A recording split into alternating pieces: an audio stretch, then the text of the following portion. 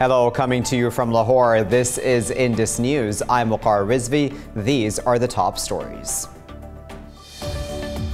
Amid fierce fighting for an ISIS enclave in northeast Syria, 16 civilians have been killed in US-led coalition airstrikes. War monitors said that the civilians were killed while trying to flee towards the Iraqi border. Monitors said that at least 31 fighters have been killed in battles for the ISIS enclave. They said that ISIS lost 19 militants in the fighting. 12 Kurdish rebels were also killed. Meanwhile, Israeli army tanks have shelled Syria's southern Quneitra province bordering the occupied Golan Heights.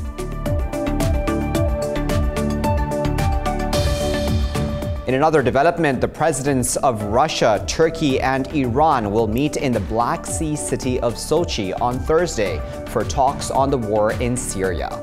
In a statement, the Kremlin said that Vladimir Putin, Tayyip Erdogan, and Hassan Rouhani will discuss a long-term settlement to the crisis in Syria.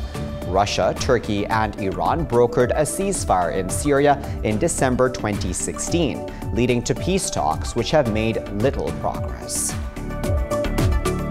Moving on, Afghanistan's President Ashraf Ghani has called for a grand consultative meeting to set parameters for a peace deal with Taliban. Speaking in Kabul, Ghani said that the traditional jirga would be held next month to determine the nature of peace talks. He said that the jirga would also discuss the shape of government in Afghanistan after a political settlement with Taliban. After leading an opposition delegation in talks last week with Taliban in Moscow, former President Hamid Karzai has endorsed the jirga.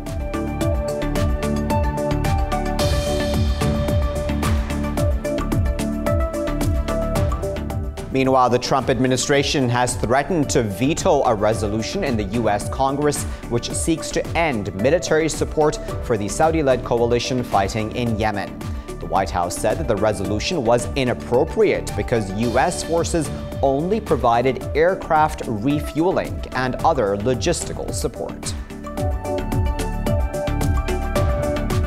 Meanwhile, 12 Catalan secessionist leaders will go on trial today for their role in a failed independence bid 16 months ago. Following accusations of bias, Spain's Supreme Court has allowed live coverage of the hearing. Hundreds of police have been deployed around the court in Madrid after secessionists called on Catalans to suspend work and join protests against the trial. Next, at least 17 people have been killed in a hotel fire in New Delhi. Police said that 4 others were hurt in the blaze. They said that most of the victims died of suffocation as the fire ripped through 2 floors of the hotel.